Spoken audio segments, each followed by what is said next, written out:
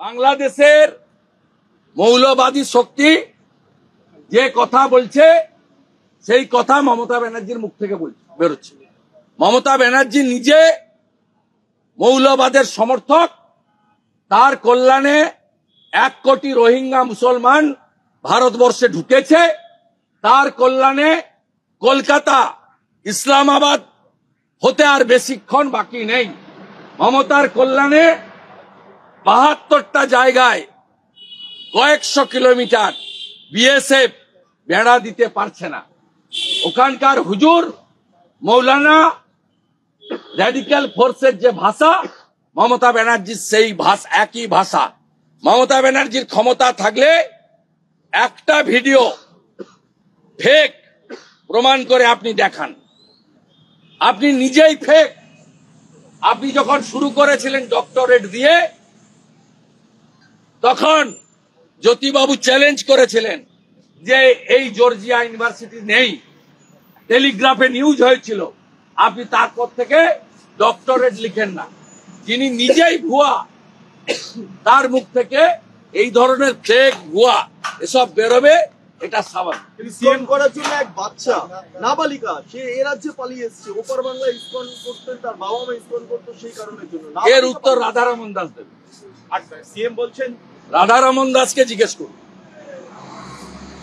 শ্রীলা প্রভুপদ শ্রী চৈতন্য দেব তার সংস্কৃতি যারা বদল করার চেষ্টা করছেন, এর উত্তর ওদের দিতে হবে। আমরা মানবিক কারণে আছি।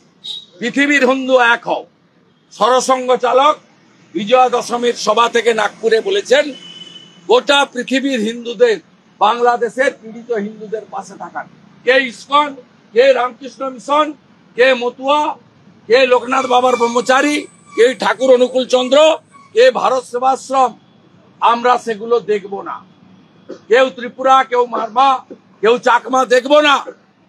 জনজাতি এবং সনাতনী, তার পাশে এপারের হিন্দুরা আমরা আছি। যতজন আশ্রয় চেয়েছেন আমরা আশ্রয় দিয়েছি। থাকার ব্যবস্থা, মোটা কাপড়, মোটা ভাত আমরা সমস্ত এপার থেকে আয়োজন করেছি। শুধু প্রতিবাদ নয়, আমরা যা করার আমাদের পক্ষ থেকে মানবিক কারণে করছি। প্রত্যেকটা নিপীড়িত হিন্দু বা জনজাতি বাংলাদেশ থেকে যদি সরে আসেন, পালিয়ে আসেন, আপনাদের থাকা খাওয়া জায়গা দেব। পশ্চিমবঙ্গকে যদি নিরাপদ মনে না করেন, আপনাদের জন্য পার্শ্ববর্তী রাজ্য আসাম, উড়িষ্যা, বিহারে আমরা ব্যবস্থা করে দেব। কৃষ্ণ প্রভু যদি ছাড়া পান, তাহলে কি তাকে ভারতে আশ্রয় দেওয়া? আমি কেউ না, পররাষ্ট্র দপ্তর এবং ভারত সরকার ঠিক করবে। তবে আপনি আমি সবাই জানি যে বুদ্ধিস্টদের ধর্মগুরু দলাই লামা থেকে আগে মুজিবুর রহমান, শেখ হাসিনা ওয়াজিদকে আগেও, এবং বর্তমানে শেখ হাসিনা ওয়াজিদ সহ একাধিক বাংলাদেশের নেতাকে, মুক্তিযুদ্ধের নেতাকে ভারত আশ্রয় দিয়েছে। ভারতের এই পরম্পরা আছে। কিন্তু কার ক্ষেত্রে কি করবেন সেটা ভারত সরকার এবং পররাষ্ট্র দপ্তর ঠিক করবে। আমার এই বিষয়ে মন্তব্য করা কি?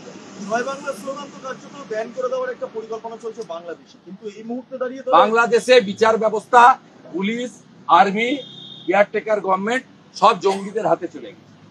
তাই জঙ্গিদেরকে খুশি রাখার জন্য বলবে, আজকে বিচারপতি মানিককে যদি মারতে মারতে জেলে ঢোকানো হয়, আজকে যদি থানায় ঢুকে পুড়িয়ে মারা হয় পুলিশদের, আর্মির মেজরদেরকে, জেনারেলদেরকে যদি সরানো হয়, মুক্তিযোদ্ধাদের স্মৃতি যদি মুছে ফেলা হয়, তাহলে যে বিচারপতি আছেন তার ফ্যামিলি, তার বাড়ি ঘর দুয়ার, তার বেঁচে থাকা অনেক জিনিস ইচ্ছাই করছেন না, বাধ্য হয়ে করছেন।